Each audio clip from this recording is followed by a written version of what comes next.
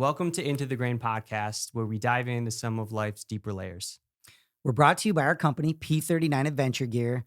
And at our company and on this podcast, we have 5 pillars. It's community, relationships, fitness, responsibility, and faith. And I'm your host, Austin Hewlett. Joined with me is my dad, Aaron Hewlett. And on today's episode, we have Karen Palka. Karen is a self-motivated and organized facilitator who thrives in leading groups, planning impactful experiences, and helping others maximize their potential. Her current roles are founder and executive director for Beautiful Me.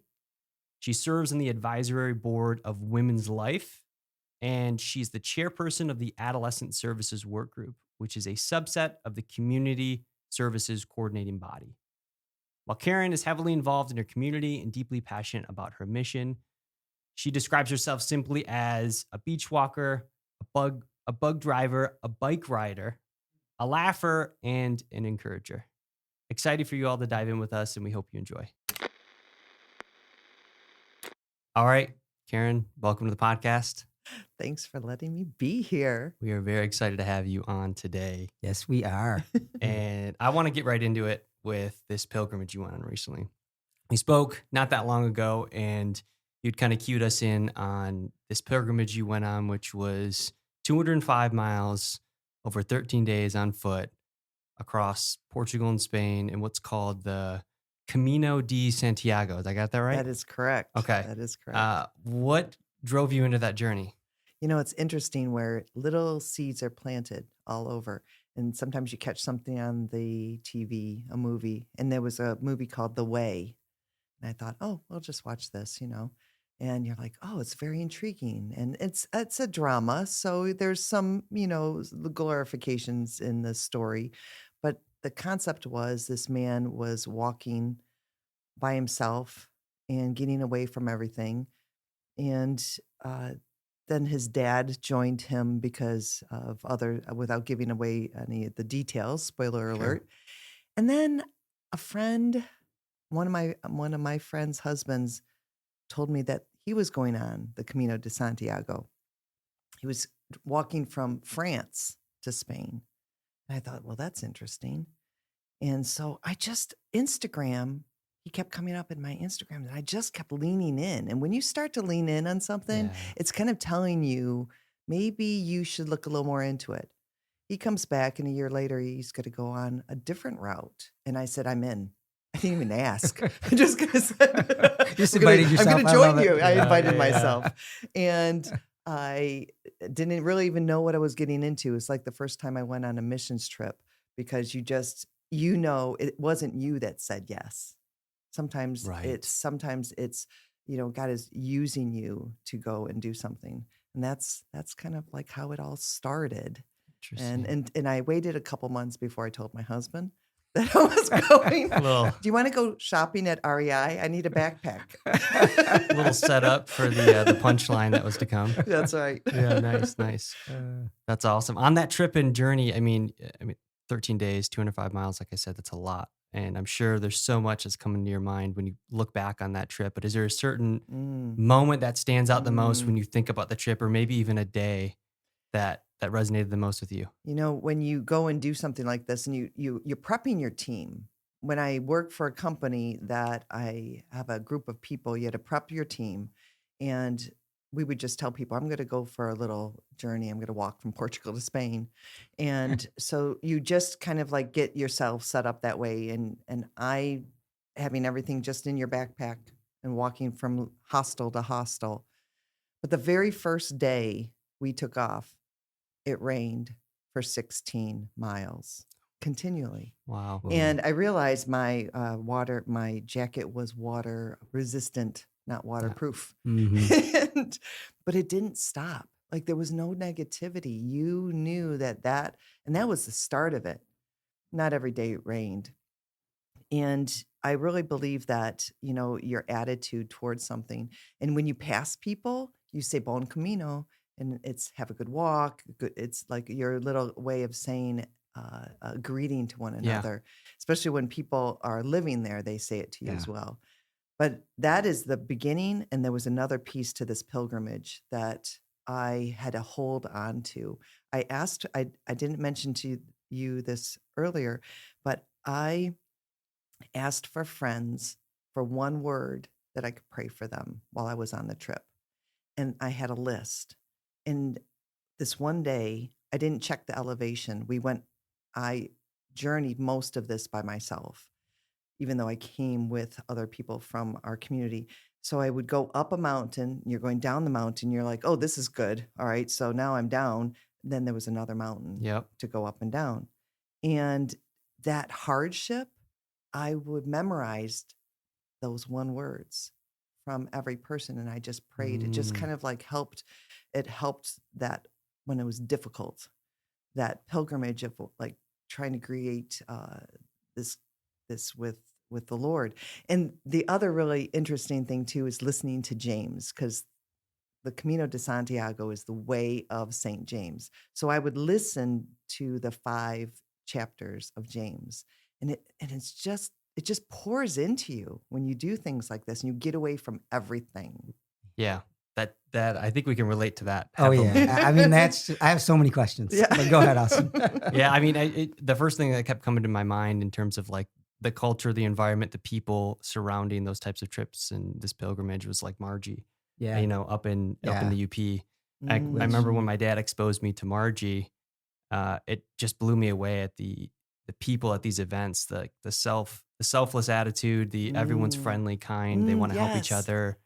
And I find that is a common theme within those types of spaces, whether it's trail, hiking, anything outdoors seems to have that common thread. It pulls in those individuals. So interesting. Like camping, you don't even lock your campers. You just leave your stuff out. Yeah. Why is it Yeah. those same people you go home to, you're locking everything else up. You're not saying hello. It's outdoors. Yeah. What a really interesting common denominator. Yeah. It's interesting how that works. And, like I said, I have a lot of questions, but the big one that because you first told me about this a while ago when you went on this trip, and I was like, that's not a small physical feat here. We're talking about so can you tell the listeners and tell us, I mean, did you have like a hiking background or a running background or a fitness background before? Or did you just decide to I'm just going to go hike through just up gonna and go down walk. elevation. I'm going to go crazy and just go for a couple weeks and hike for a couple 100 miles. Well, I enjoy working out. So that Okay. does have a benefit. I do Yeah. enjoy physical activities. I do not have a hiking background. I have never hiked. Yeah. Like I said, I had to go and just recently buy this and get fitted. I didn't know you get fitted for a backpack. Yeah. I got the walking poles, got the bladder, all of those things. And so I didn't know any of those things. But the big piece to the Camino de Santiago is taking care of your most precious feet. Yeah. And that is what I learned. So one of the tips to that, I listened to a lot of podcasts about Caminos and, just how to take care of everything, is to put Vaseline on your feet before you put your wool sock on. And it has Okay. to be a wool sock, not a cotton sock. And I did not get any blisters. So you take care of your feet. And then if you start to feel like there's an irritation of something rubbing against each other, because you're walking 22 miles in a day, and that you protect them with certain bandages, not just a regular Band-Aid. Yeah. So Yeah. taking care of your feet is really, really important. Just like when you're bike riding, there's different tips that you need to do. Interesting. And That I'm not just parallels- talking light bike riding. I'm talking the bike riding that you do here. Yeah, yeah. Yeah. Well, that parallels so much to life too. You said the importance of taking care of your feet. That kind of reminds me of the importance of things in life, like taking care of your spiritual life and your physical life, your fitness and all those things. Yes. So Yeah. totally true. And we don't realize sometimes those pieces. The other piece to the Camino is that I think that, and this just happened last night. Someone came up to me and said, my friend went on that same walk that you did. And I'm like, are you sure? And she sent a video, and so I'm listening, and they're talking about Bon Camino and saying that. I'm like, that is so interesting how it actually brought other people closer by Right. me going on this pilgrimage. It created different kinds of relationships, and I just find that fascinating. Yeah. Yeah, that's super cool. Yeah, that is really cool.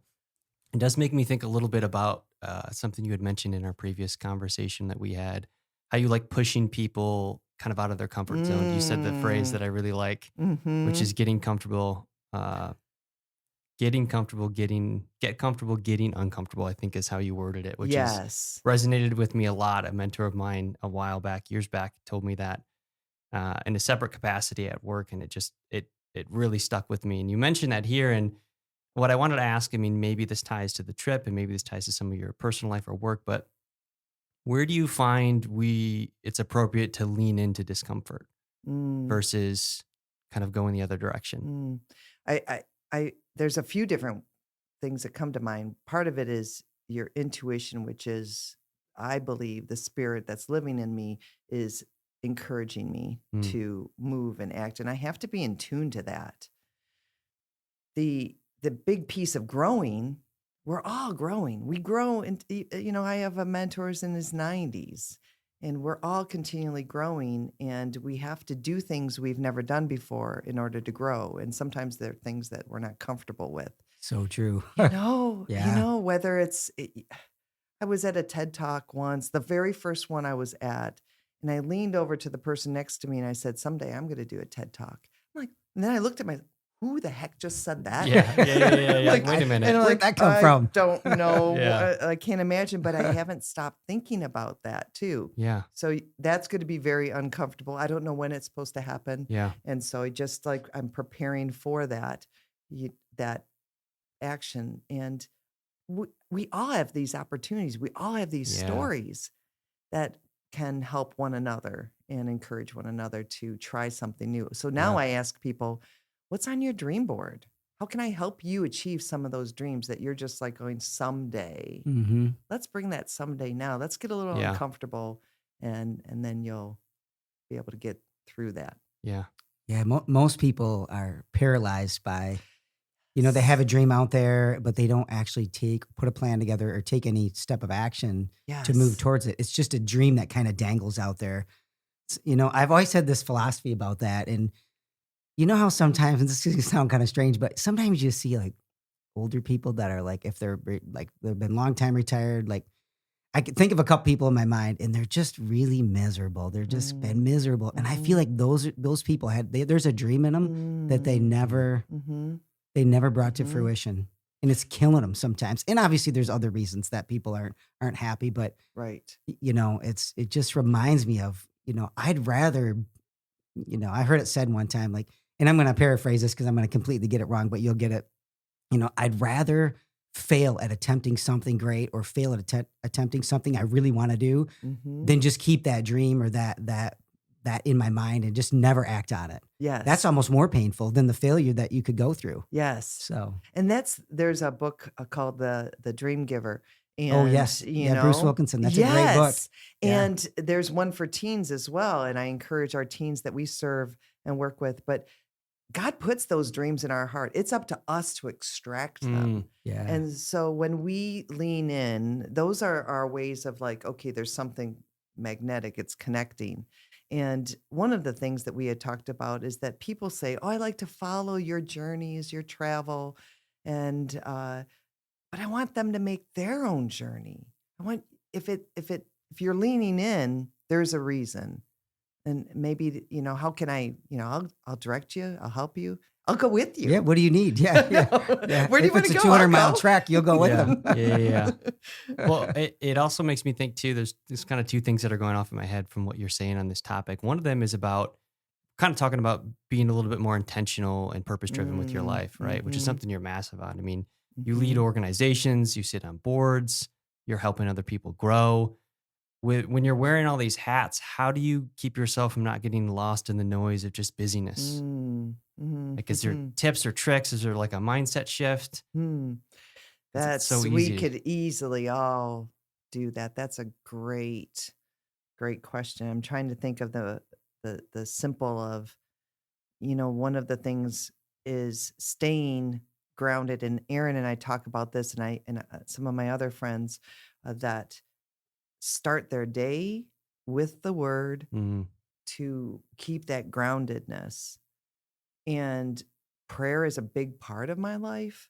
And when I wake up in the middle of the night because my mind can't stop in all of the stuff that we're doing, I think that's really important.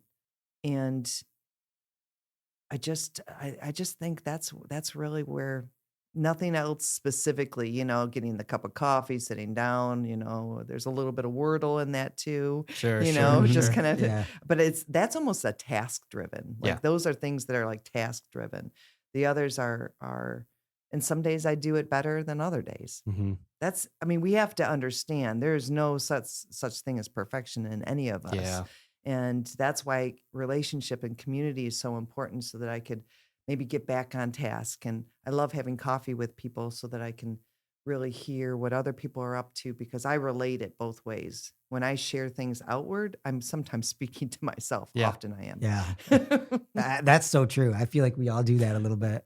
Yeah, I think the other thing that you said that triggered another thought was talking about how you like going deep in conversations with people. Yes. We're kind of talking a little bit about it now organically, but Mhm. you had mentioned this when we spoke last, and it was another big thing that really connected with me because I also have a problem in friendships, conversations where I tend to go deep when other people aren't looking to go deep. My wife can attest to this. Sometimes she'll be like, okay, you need to slow down. We're just talking about the weather Reel right it now. in. We're Just not, wanted to reel it talk in. about Yeah. the Lions. yeah, we're not talking about, your philosophy on life here. So she has to rein me in a bit. But you were kind of talking about that. And what I wanted to ask you is, what do you think prevents people from going deep? Why don't you think people People take don't that want to be step? vulnerable. People Mm. want to keep the facade up. They've been hurt. This is a continual conversation with a lot of different people. And I feel like we put up this facade and everything's great or everything's not great, because there's those people too. And you aren't understanding, like, well, if you're not vulnerable, you can protect everything. Yeah. And I don't have to tell you that, I had this or that happen, or celebrate even. Mm-hmm. And last night, someone was asking about our nonprofit, and I'm like, it's great. But then I said, I just like, and then I thought, like, maybe I shouldn't have said that, but this is what I said. I'm like, it's hard. Mhm. It is hard.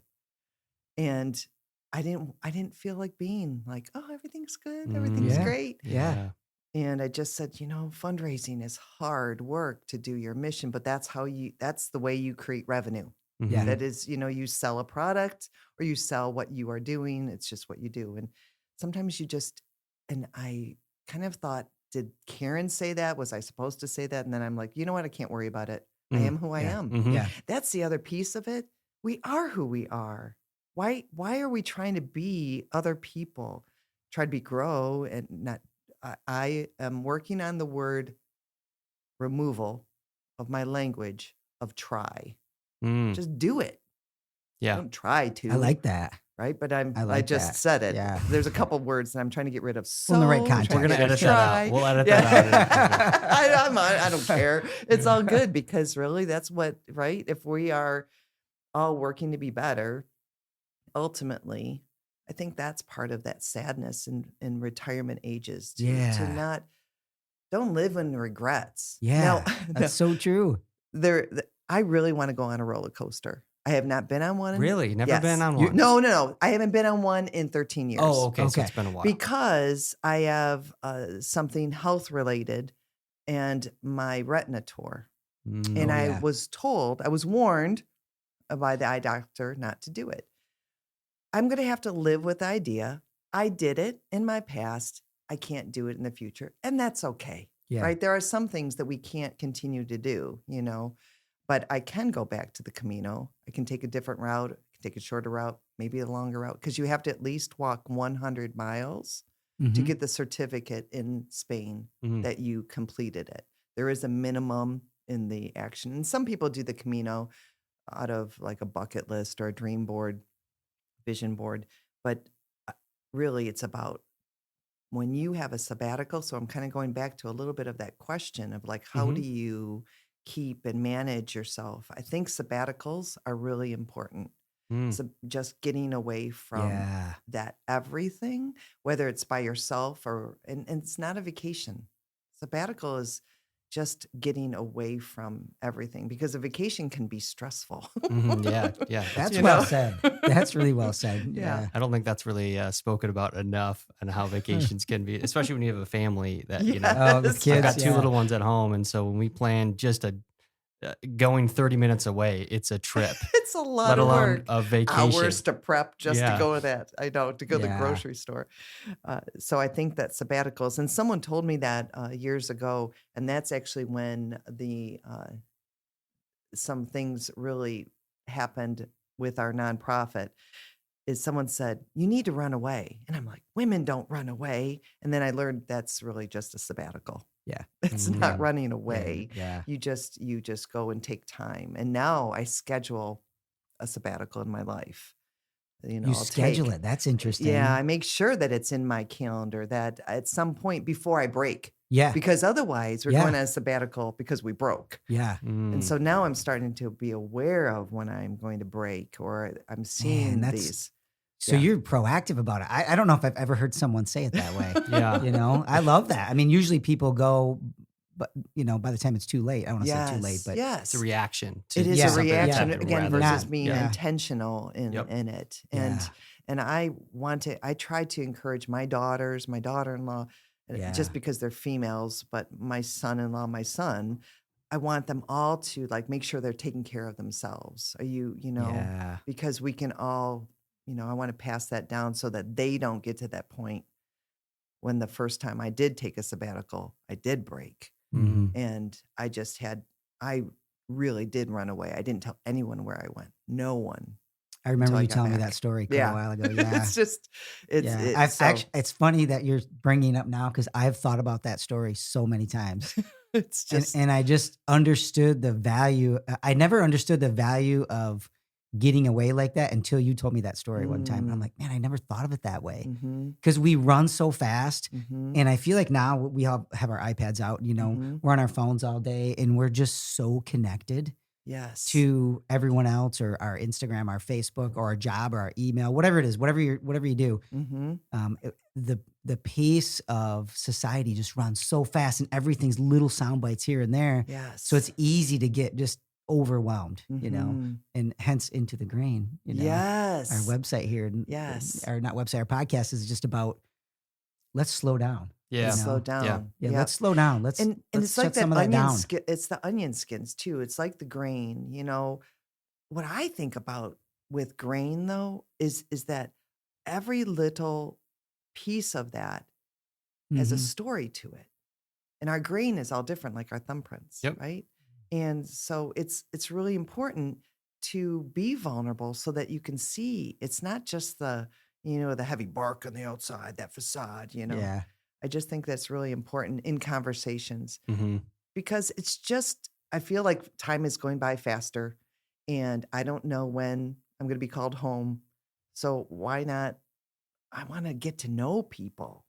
And it's Yeah. just really, it's exciting. And I like to ask questions too. So it's kind of Yes. interesting to have the reverse. Yes. Yeah. But to ask, sometimes it starts with, where do you work? Yeah. And then Yeah. it might go to another one and another one. And then I find, I've just asked you 10 questions. And it's not interrogating you. I just Yeah. want to get to know you. Yeah. You're curious. I can relate Yes. 100%. Yeah. Yeah. Again, I find myself oftentimes, whether it be at work or at home, family, friends, when I'm at get-togethers, I'm like, I want to genuinely get to dive into who you are and what it is that you love and Yes. all these things. And I'll be like, halfway into that conversation, I realize, okay, maybe I should pull back the reins a bit because this person seems a little scared right now.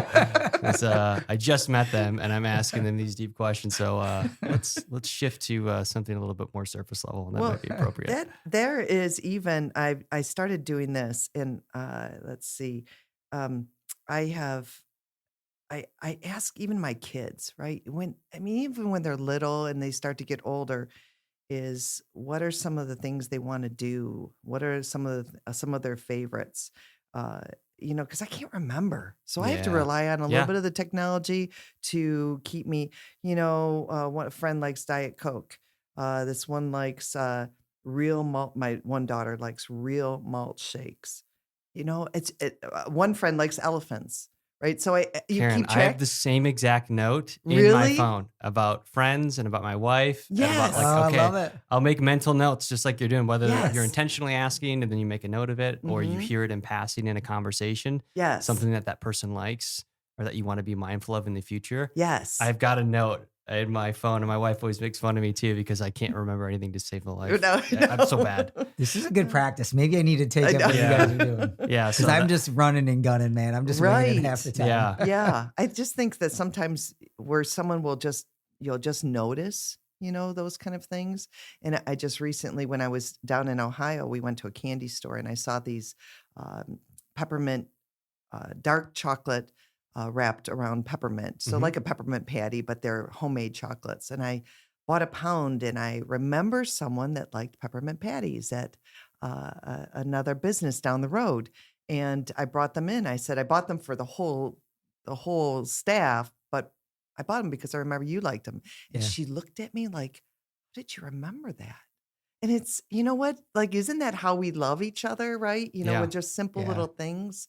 Simple And- acts of kindness. Yes. That go Yeah. a long way. Yes, they do go a long way, and I feel rewarded with it. I don't. Yeah. I don't want. Absolutely, yeah, that- attaboy. I don't want any pats on the back. All I want to do is like watching her face.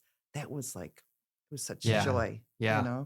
Again, that goes back to, not being surface level with people. It's getting into the grain. Yes. Exactly. Not to keep tying that in. I but- just love it. Yeah. But I guess I do mean to tie it in. I know. I think we all can live with intention. We work so that we can have money so that we can live.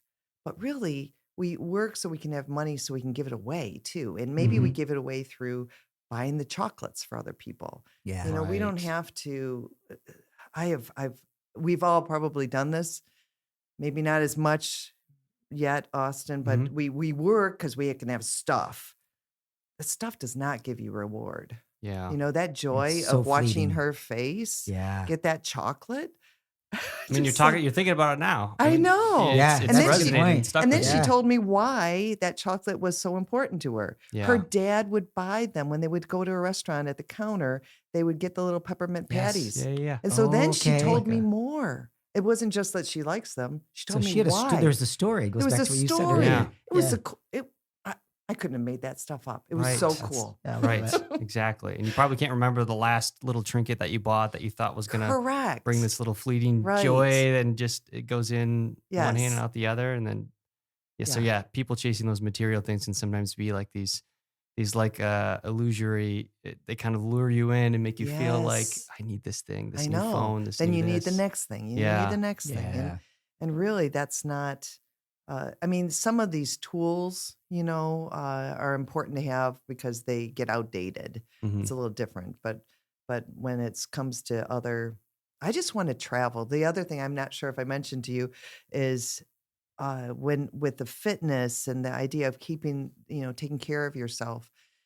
When our kids were probably high school and middle school, I couldn't handle Christmas. I couldn't handle it. It gave me stress with all of this consumerism, Yeah. Right. materialism. So my husband and I made an intentional decision to stop giving gifts. And we gave them memories. And we took them on a Ooh. vacation every Christmas. Interesting. And my son's 34. Yeah. We've been doing it since he was probably 15. So almost 20 years. Wow. That's And so now cool. we do it. We get an Airbnb and we get all the kids and the grandkids, and we go to different locations from New York City to Chicago, That's awesome. and even a staycation in Detroit, Dominican Republic, Nashville, Mhm. Texas. So we've been basically in the continental United States, but being intentional with our time then Yeah. with them. Yeah. Yeah. It's just it's just wonderful, wonderful memories. That is Yeah. such a great idea. I mean, usually like holidays are filled with consumerism, like we talked about, and Mhm. and that's so surface level a lot of times because I just can remember as a kid, like I didn't even have that toy a month later. It was Yes. broke, or Right. I Yeah, yeah. lost it, or Right. my brother stole it, or whatever happened. Right. And that is really not different than being an adult. It's the same way. If you ask me right now what I got for Christmas last year, I hate to say it, I don't think I could tell. You might have got me some. I don't remember what it is. But if you took me on a vacation or whatever, Right. I would for sure remember it. You Yeah. know, so That's another thing that made me think of this recent birthday. My daughters took me on a mystery trip. So when they were little, I didn't want to hear the naggingness of like, I don't want to go to the grocery store. And like, well, we're going on a mystery trip. Sometimes the mystery trip, and it wasn't all the time, it was like maybe once every couple weeks, we would go to the movies. Well, sometimes we'd be going to the grocery store. That's Sometimes we'd be clever. going to I the like that. library. Yeah. So now I incorporate that in my adult life. And then my daughters, for my birthday, said, we're taking you on a mystery trip, Mom.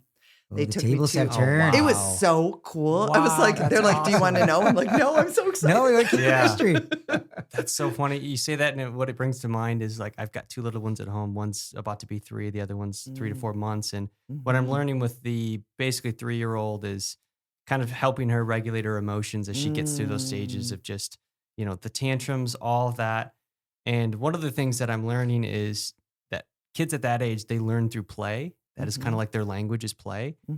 And so what you're talking about right now is something that sounds like you utilized within your kids is you utilize the Yes. element of play Yes. to bring everyone on board of whatever it was you were trying to do. And it's so funny how I think that element of play, it's so ingrained in you when you're a kid, and it slowly starts to die out, I feel like, for a lot of people as they get older. But it seems like you've done a really good job of maintaining that element of play. It's interesting. And also, as you're saying this, it's making me think of something that people want to know all the details.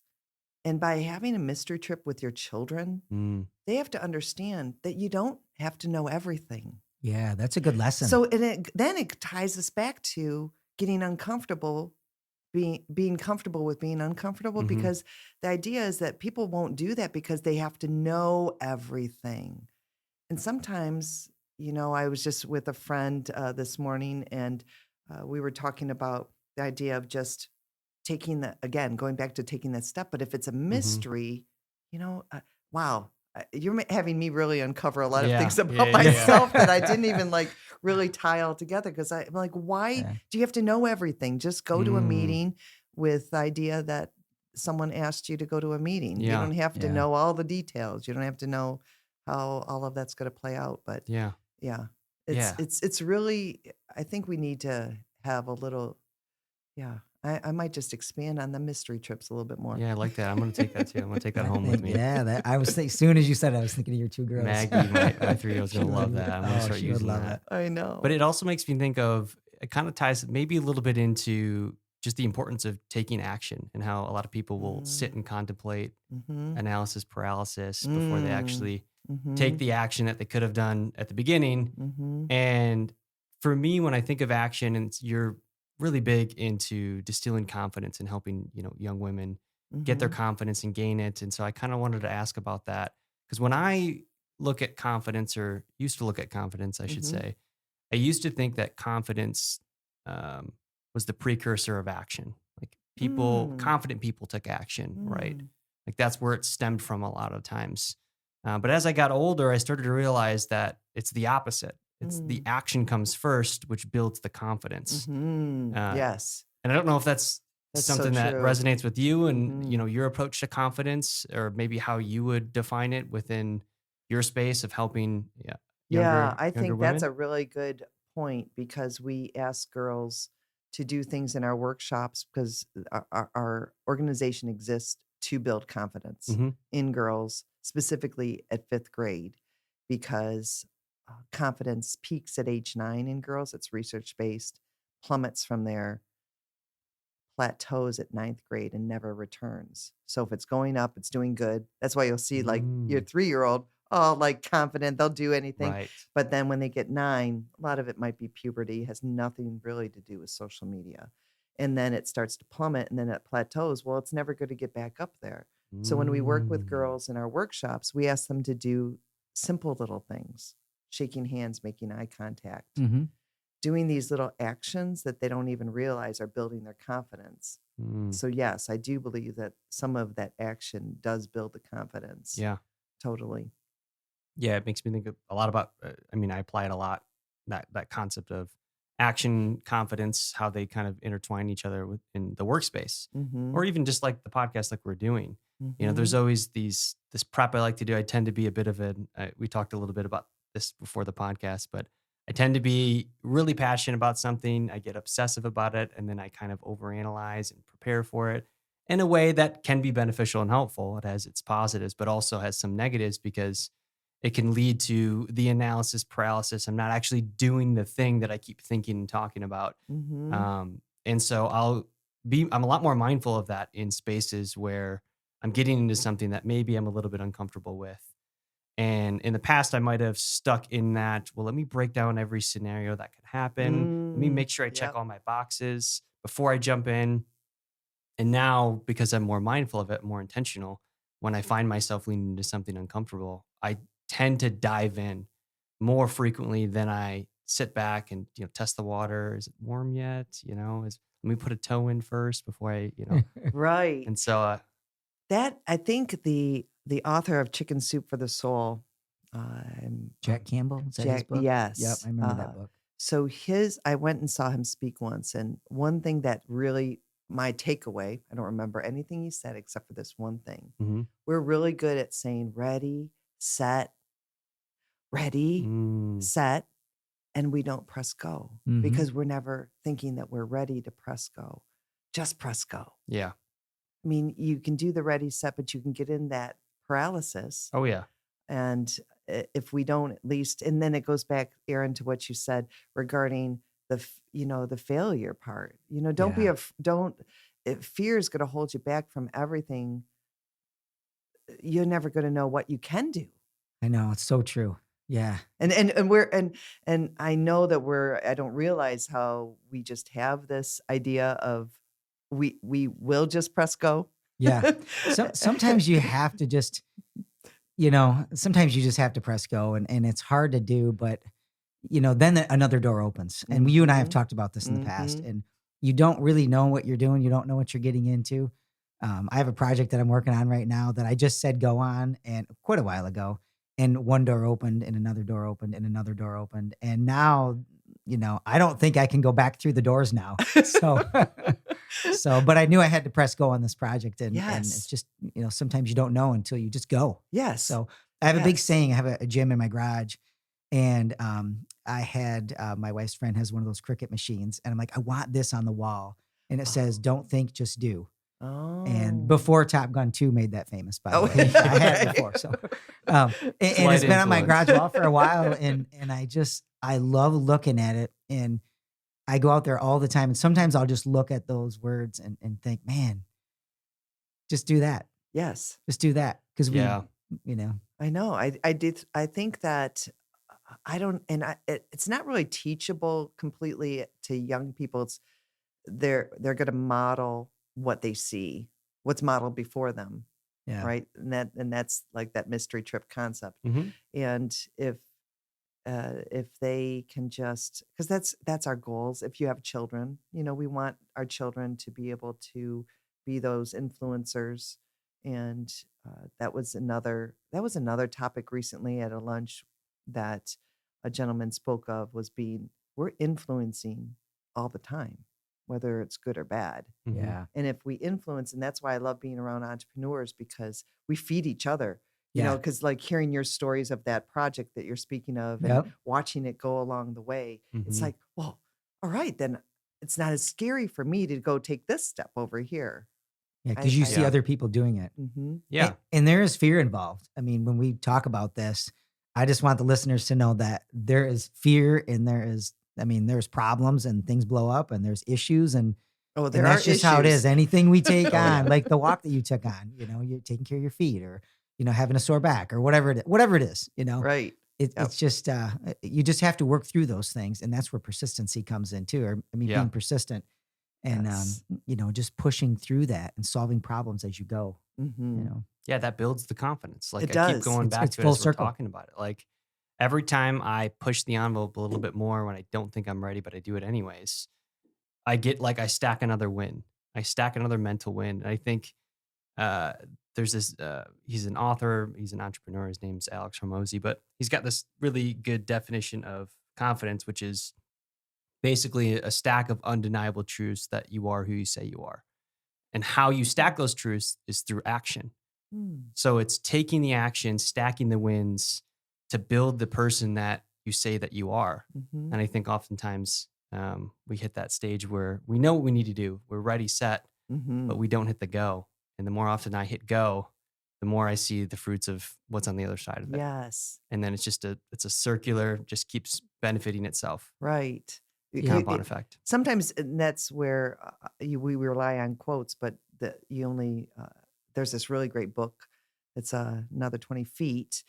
Oh, I think I know. That I know. one. I think I know that author. and I reference that to people all the time because we reference, the step. There's a step quote. I think might be Martin Luther King, but when it's someone I know that's like gives that idea of, and so I was referencing it this past weekend. Yeah. And saying about, don't worry about a mile down the road. Yeah. Just another 20 feet. Yeah. It's really important because that is how I can move forward, because otherwise we'll all get paralyzed. Yeah. Absolutely. And then we sabotage ourselves. Yes. And a lot of times we don't even know it until it's weeks, months, or years later. Yes. In some cases. Yeah. Yes. The thing that I've been getting caught in a little bit within this topic is, again, I want to get into something that I enjoy doing or find a passion. I'll obsess over it and I'll consume information as much as I possibly can on that topic frequently. And oftentimes what I find myself doing is I'll get a stimulus from taking in information on the topic, whether it's learning about it or steps you should take for X, Y, and Z. And I'll listen to podcasts and I'll dive into all this stuff. And if I'm not careful, I'll just be on the hamster wheel of my stimulus is being fulfilled through hearing about the thing that I love rather than taking action and applying the information. Sure. That's good. Like I get on that hamster wheel sometimes where I'm like, wait a minute, I've been listening to, this is my fourth book, fourth interview, podcast, whatever it is that I'm listening to or consuming at that time on this topic. I need to actually apply this now. Yes. Yeah. I have to know. catch It is myself. time. Yeah, exactly. So, One of the things too, I just recently learned, and it's interesting because you learn it, you're like, oh, connect the dots. You probably subconsciously knew it. With different decisions, it can cause anxiety. Like life just is filled with a lot of things, and one of the battles that our youth are really finding is anxiety. How to counterbalance that is gratitude. You cannot be anxious and grateful at the same time. Oh, I like that. Yeah, It's that's really I think I great. just heard a Karen Palka quote. I think that's what I just heard. So I'll have to do a little research on that because I'm not sure if I got go that. in our outtakes, or I mean our clips. Yeah. But so if we are trying to make these decisions and do things that are uncomfortable and we're getting anxious, then let's go back to gratitude. Yeah. Every day, start the day with gratitude, because there is scientific measures with the reticular activating system in the base of your brain. Yep. Whatever you feed it, you will see it's not just magic. It's really just how our brain works. And so gratitude is so important. And I'm really grateful to be here, even though I was nervous too. We all get nervous. Absolutely. And, but you just look at just the gratitude and it makes you smile more. It does. Yeah, Gratitude definitely makes you smile more. Yes. It's easy to get filled with anxiety. Yes. And it's kind of like you said, you can we all have a choice. And I was scrolling through Instagram the other day, and this guy, I don't even know who he was. I don't know how it got on my feed. It just feeds you stuff. And this guy was talking about how he went to this fast food restaurant and they didn't give him ketchup with his fries. And he went back up to the counter. He had just literally sat down, and the guy was going to charge him like 75 cents behind the. And the kid behind the counter had a little bit of a smirk on his face. He's like, that's 75 cents. And the gentleman he got his debit card out. He's like, he was thinking to himself, man, I've got to give you my debit card. I've got to put 75 cents on my debit card. I just walked to my seat. Like, you saw me get but he thought, no, I'm not going to let this guy steal my joy. So he gave him a $10 tip.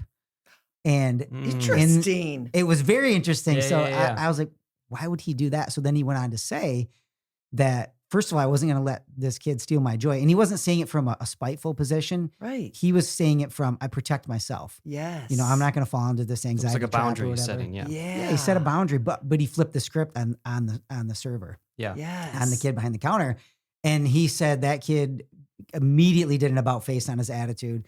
And he said, he didn't go on to, I didn't watch the rest of the interview on it or whatever, but I'm sure it changed that kid's day, and it might have changed how he viewed people down the road because it made a huge immediate impact, and the guy could see it on his face. So, wow. yeah. Now that's a Isn't that takeaway. interesting? Yes. Yeah, it's funny how oftentimes, and I see this in the workplace very commonly, where when someone's angry, upset, or frustrated, and they're kind of vocalizing that a little bit more than maybe they should, given the context of the conversation. We're just talking about this small little work thing, this decision we need to make, but someone's really emotionally charged and getting angry by it.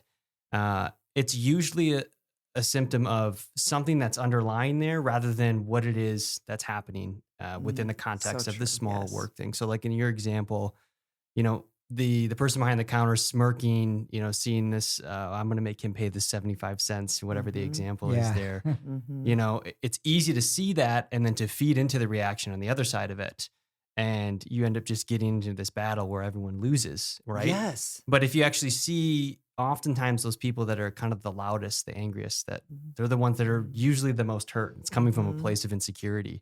And so if you just open up and respond with love or with care, you get a response like that, like you saw out of this person behind the counter, that maybe doesn't get that response very often. He gets the opposite, or they get the opposite when they act loud or aggressive, right? And so when they see a reaction that is just in open arms, it usually disarms them and makes them maybe even second guess, reconsider, and could have that kind of domino effect on them. I just think that's really great. One of the things when my kids learned this too, we would, if we had the opportunity to go out to a restaurant and I had a really good server, I'd tell the family, just a minute, I need to get the manager. Well, when you get a manager at the counter after you've been served, usually it's for one reason. Yeah.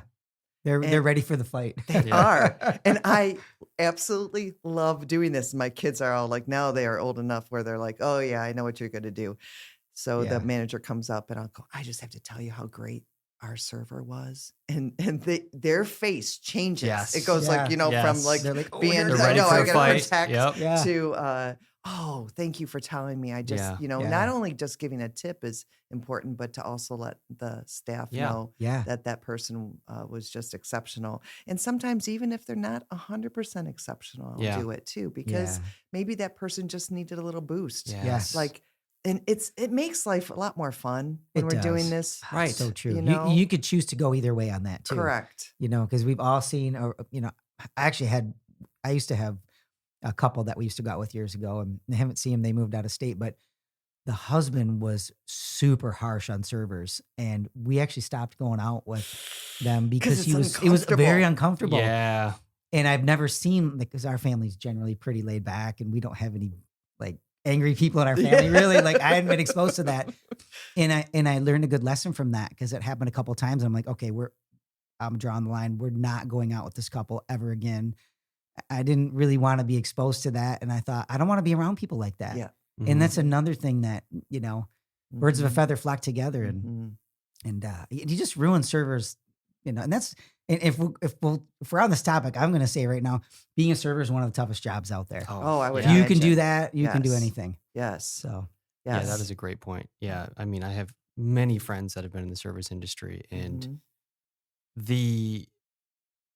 there's so many things that they tell me, and it's usually not all. I know they're not good. It's like very hard. The hours are difficult and challenging.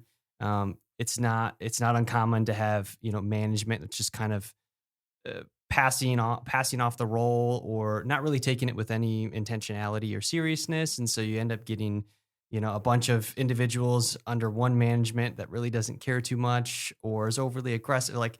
It's a cocktail often what I hear from servers, that the environment and space that they're in is just, it's really hard. It's really challenging. So I definitely can relate to that with a lot of friends that have been in that industry. So, but okay, I want to ask you one last question before we wrap things up. And I've been stewing on this, what I should ask you. And a part of me wants it to be a little bit playful. Part of it wants me to be a little bit maybe of a nugget that someone can take. So I'm going to go the nugget route because I've been liking where this conversation is going. But if someone listening here could take maybe just one small action from this episode?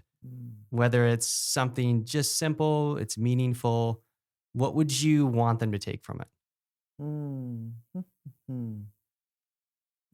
One I know I'm limiting action. it So here. that is Yeah, Karen, we're really that's a making her think tough now. one. Austin. I Yeah. know. While you're thinking, I I'm gonna grab something.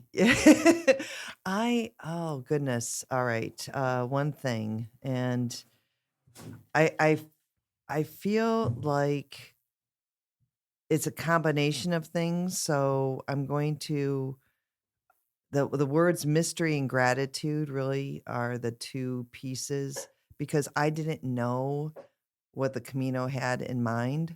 Mm-hmm. I didn't know what it was going to be like. All I could do is kind of plan the best I could and prepare. So there was a mystery to that in order to grow. But I was so grateful to be able to have the opportunity to go. And I just think that sometimes there's something about those two words that are just really what I want people to just not try to figure it all out and just be grateful for what you get to do. Yeah, I love that. That's perfect. Yeah, that definitely rang true through this conversation. So I think we can resonate with that. Before we wrap it up, I think, Dad, we have a little present for you. maybe something fun. here. I like presents. As you know, as everyone knows, our podcast is sponsored by our company P39. Cool. So we have some P39 socks for you. That is awesome. Some hiking socks. There's little mountain Oh scenes on them there. You'll love them. Gosh, There's a I hat am for so you. excited. And we have a bunch of T-shirts that we offer. And I thought, which one would Karen love? And I thought, Ooh. I knew where this conversation was going to go today. So this is a shirt we came up with a few months ago. And to me, that fits Off-grid you. gains. Oh my perfectly. gosh, I love Off-grid that. gains. That is so, and that's great. I could wear that with a blazer. I could wear Well, it there for you work. go. I There love you it. go. I just started the saying Multifunctional here. off-grid gains for you because it reminds I me of the trip love you it. went on. Oh, And it yeah, reminds for me of how sure. you live, especially with what you said about your sabbaticals. I and think all the those things. adventures people are, I'm seeing the word adventure here with your gear, and I think that's a great question to start with too. Like, tell me about one of your adventures, and it Yeah. could be just to take my kids to school was an adventure. Yes. Right? Yeah, it that's does such a not good have to point. be Yeah. anything really over the top, but I love this. Thank you so much. Yeah, thank you Yeah. for being on the Yeah, podcast. thank you. Yeah. Thank you for sharing your I'm gonna wear my stories. There you go, Karen. You're Sharing good to your go wisdom. now. I'm gonna have to release it by one, maybe. There you go. Size it up. That's perfect.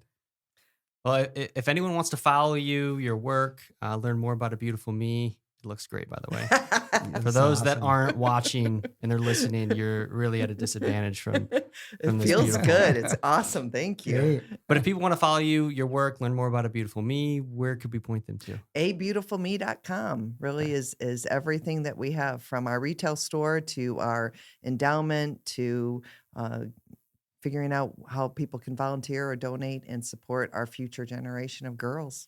Love it. Great. Thank you Yeah. so much for Thanks being with us. again. Yeah. Thank you.